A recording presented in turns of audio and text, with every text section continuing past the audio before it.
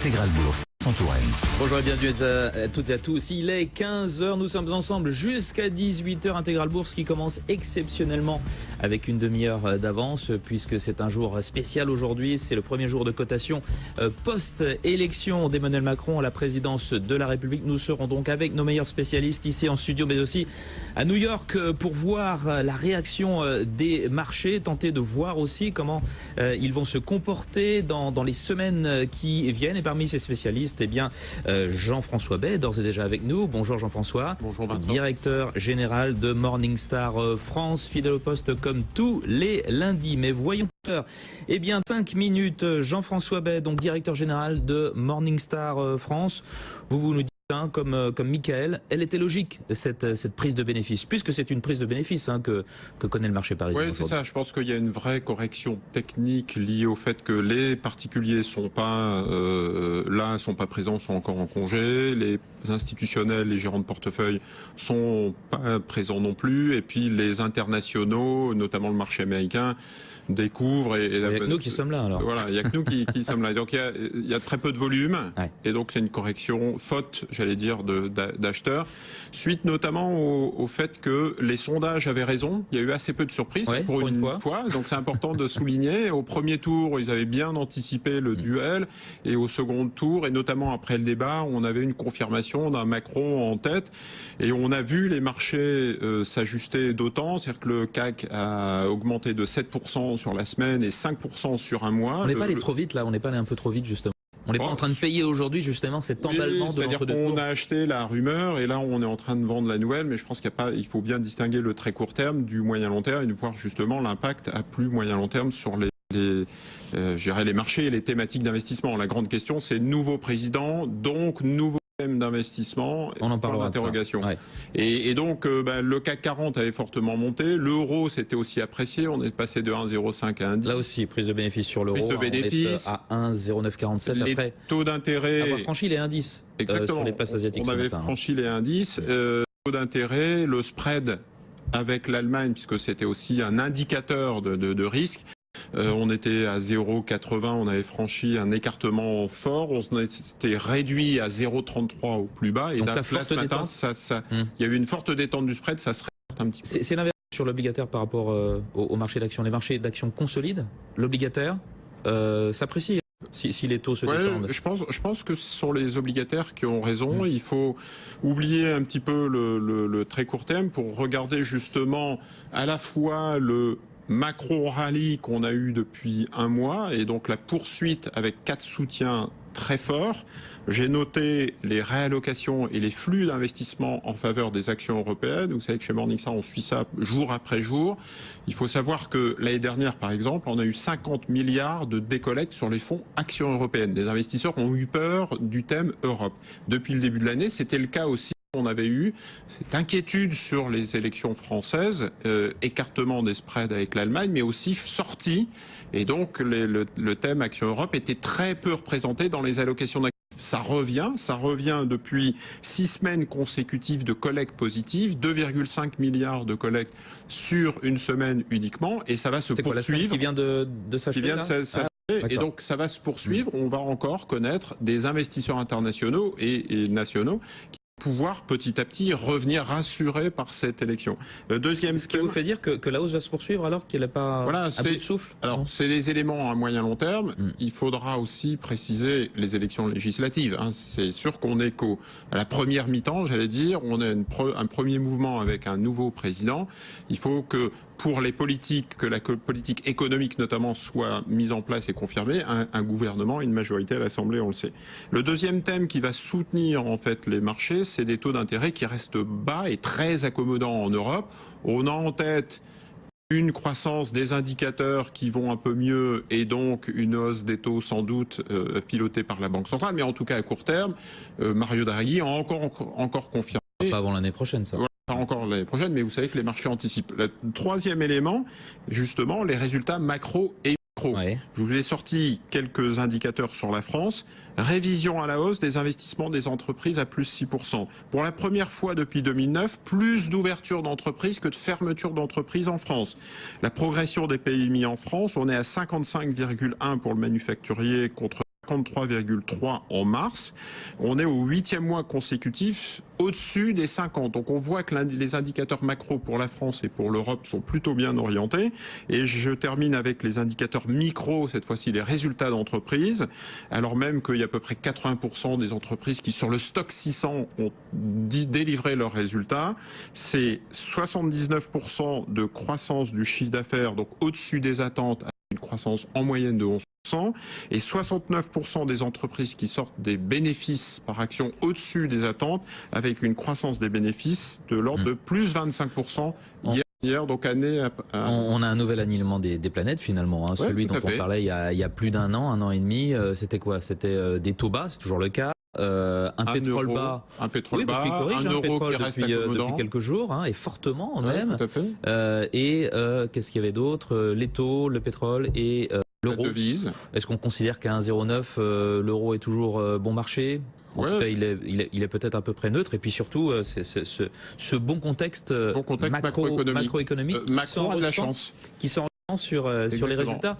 Oui, il a de la chance. Alors, Alain Minc disait, Macron a signé un CDI avec la Providence. Je pense qu'effectivement, l'alignement des planètes tant espéré par François Hollande se présente en fait, et donc c'est plutôt une élection sous bons auspices pour le nouveau président. Attention, on rajoute un bémol tout de suite. Encore faut-il qu'il puisse profiter de ces vents porteurs. Les vents porteurs favorables, ça profite aux marins, c'est-à-dire qu'ils savent où ils vont. Donc encore faut-il pouvoir fixer un cap et mettre en place une politique qui profitera en fait, de ces vents porteurs. Voilà, baisse des impôts. Et je pense que les marchés vont être très attentifs. Il faut un calendrier en fait. Il faut un calendrier. Il faut surtout le respecter, ce calendrier. Pour l'instant, on n'a pas véritablement de calendrier. Donc Emmanuel Macron ne s'engage pas trop par rapport au marché, on va dire. Oui, alors il avait parlé d'un calendrier pour la loi sur le travail en disant par ordonnance tout de suite au moment de l'été, je mettrai en place. Et donc ça, les marchés vont forcément scruter ça avec attention et c'est le risque qui, je dirais, est présent puisqu'on est encore sur une situation assez fragile en Europe et en France. On a aujourd'hui plutôt, j'allais dire une euphorie, plutôt une bonne nouvelle, et donc les marchés qui ont été bien orientés depuis un mois, c'est le marché français. Le marché français est celui qui a le plus performé à peu près. Et c'est celui qui corrige le plus aujourd'hui. Voilà. Et les élections législatives en ligne de mire, et avec une confirmation, et les marchés vont suivre quoi? Ils vont suivre. Si tout de suite ce sont plutôt des lois sociétales qui sont votées, il y aura une sorte de déception en disant bon, c'est très bien la croissance à très long terme avec les formations, la réforme de l'éducation ou des retraites, mais n'empêche qu'on voulait des réponses à plus court terme. Si finalement les réponses type loi du travail sont bloquées par la rue avec des blocages des syndicats, les Français dans la rue, qui ont déjà montré quelques inquiétudes avec la loi El Khomri, à ce moment-là, il y aura une défiance vis-à-vis du nouveau président qui va devoir faire preuve de courage pour réformer la France. Si les lois économiques qui ont été listées dans le programme sont finalement décevantes, et ce sont des réformettes qui sont sorties, là encore, il y aura un risque de déception. Donc il faut vraiment transformer l'essai pour savoir si les marchés vont rester euphoriques. Ouais, c'est ce que disent les agences de notation. Hein. Vous avez vu Standard & Poor's, Moody's, qui disent que tout cela va dans le bon sens, mais encore faut-il que Emmanuel Macron ait une majorité lors de la prochaine législative. On a même aussi Bank of America Merrill Lynch qui revoit à la hausse ses perspectives de croissance en France pour 2017-2018 dans un scénario où Emmanuel Macron pourrait mener sa politique, aurait donc les mains libres. La deuxième question ensuite, c'est de se dire, il est élu, il a les mains libres, il peut mettre en place les réformes, quels vont être les impacts sur les secteurs, quels sont les thèmes à privilégier. Donc clairement dans l'allocation d'actifs, on en a déjà parlé, attention aux États-Unis et plutôt réorienté sur l'Europe, il faut jouer cette thématique. Et donc on a tout de suite en tête la thématique des banques et des financières, puisque donc là, il y a encore du potentiel. Il y a encore du potentiel. Si vous regardez une société comme BNP ou comme AXA ou Crédit Agricole, ce sont des valeurs qui délivrent du 5% de rendement à peu près et qui ont des valorisations... C'est un signe, hein. Ça veut dire que les valorisations sont basses finalement. Sont basses, hein, des cours sur bénéfices de l'ordre de 9, 10... C'est historiquement très très bas. Donc il y a encore une thématique bancaire financière, surtout qu'on vient de parler de potentielle hausse des taux, donc un scénario où il y a un retour des fondamentaux qui profiterait aux sociétés qui ont été massacrés depuis 2012, crise de l'Europe et inquiétude sur les taux favorables aux financières. Aux financières. Que ce soit bancaires ou assureurs aussi. Ou assureurs aussi, exactement. On a tout de suite en tête la partie tech télécom, puisqu'on sait que le nouveau président, ça lui tient à cœur, les PME, les ETI, les startups, les tech et l'Internet de l'information, le très haut débit, etc. etc. Donc c'est sans doute un thème qui devrait être porteur aussi. PME, ETI, tout de suite on pense small et mid-cap. Il y a d'ailleurs une anticipation qui a été faite sur le dernier mois, je disais plus 5% sur le CAC 40, plus 6,5% sur les small et mid-cap, donc ça devrait se poursuivre. Le rapport avec la politique Macron, les small et mid les small et mid parce qu'il va favoriser, c'est-à-dire baisse des charges, baisse des impôts sur les entreprises, l'ensemble du programme économique, avec, il l'a redit lors des débats, clairement une focalisation sur les PME et les ETI. L'autre élément, construction industrielle, puisqu'on a Eiffage, Vinci, Unibail, Damco, donc l'ensemble des valeurs immobilières et plutôt de construction d'ailleurs. Qui ont déjà bien anticipé tout ça, qui avaient anticipé aussi. Oui, mais qui sont pas très chers. Là encore, c'est pas parce que ça a été anticipé pendant 15 jours, un mois que le cycle est fait. On est vraiment. Les Eiffage sont pratiquement à 80 €, c'est pas. Non. On considère que pour des investisseurs de moyen long terme, ce sont des thématiques qui restent intéressantes. Avec des dividendes aussi non négligeables. On a des niveaux de. Alors après, vous pouvez croiser les différents critères. Si vous mettez banque et télécom, vous avez Orange, puisque Orange vient de se lancer dans le secteur bancaire, avec une société Orange qui délivre du 5% de rendement aussi, avec un PE, un cours sur bénéfice de 13. Si vous croisez construction plus médias et télécom, vous avez Bouygues qui vous rapporte du 4,30% avec un PE de 16. Donc il y a des vrais fondamentaux, des valorisations qui restent très faibles. Et donc on peut jouer cette option sur le moyen long terme, les valeurs, les thématiques Macron qui devraient être porteuses. Thématique Macron, donc financière, valeurs télécom, la construction et la technologie. Et à l'inverse, de quoi faut-il se méfier? Moi, quand on me dit hausse de l'euro, hausse des taux, je fais attention aux valeurs exportatrices et je fais attention aux valeurs qui sont très endettées. Par exemple, les utilities, donc les sociétés de services publics. Il y a aussi un élément qui gêne un petit peu les sociétés de services publics, c'est le potentiel débouclage des participations de l'État. Ça apporte un certain flou à ce type de dossier. On ne sait pas trop comment on va se résoudre le dossier EDF, Engie, etc. Et donc on préfère rester à l'écart en sachant qu'on a toute une liste de valeurs qui sont assez intéressantes. L'autre élément, c'est le retour des fondamentaux. C'est plutôt à très court terme favorable aux ETF. Il suffit d'acheter un ETF pour profiter du marché action. Mais assez rapidement, vous voyez qu'il y a des thématiques et des inefficiences qui vont être joués par les gérants actifs, donc les gérants très actifs et aussi jusqu'au private equity. Alors Jean-François, on parlait tout à l'heure donc de ce marché action qui corrige alors que l'obligataire lui est en progression vu que les taux se détendent. On va en parler justement. Diversifier Life, banque privée. Jean-François Bay, on le disait donc Emmanuel Macron arrive au bon moment, très bon timing et puis alignement des planètes aussi à l'échelle européenne. Oui, tout à fait. Alors, au bon moment, en tout cas, il y a un alignement des planètes en France, on le voit bien, et des conséquences des impacts sur la France et donc sur le marché français, et aussi sur l'Europe. On parlait du Brexit, on parle du couple franco-allemand, un nouveau président qui va pouvoir ensuite aller négocier avec les partenaires européens en disant « Attendez, j'ai été élu, mais j'étais face à Le Pen. J'ai été élu, mais il y a un poids des mélenchonistes ou des partis. Donc il y a une gronde qui s'est manifestée en France. Il faut absolument pouvoir relancer le projet européen, relancer les investissements. On ne peut pas se satisfaire de termes techniques FES, MES, QI et autres termes jargon financier pour pouvoir embarquer sur un projet européen. Il faut absolument des choses concrètes. Relancer la croissance, faire diminuer les emplois, des projets européens de construction d'infrastructures, etc., qui vont pouvoir se manifester. Je pense qu'il a une carte unique à jouer. L'élément qui est intéressant, et on voit que les marchés commencent un petit peu à réagir, par exemple, le 10 ans grec est à 5,50.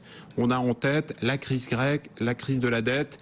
on voit bien que petit à petit, il y a un alignement des planètes aussi. Ça vient de plus de 10%. Oui, on était, je crois, plus haut à 12%. Donc, je pense qu'il y a, dans les prochains mois aussi pour Emmanuel Macron, cette carte à jouer avec le couple franco-allemand pour pouvoir vraiment donner corps à un nouveau projet européen.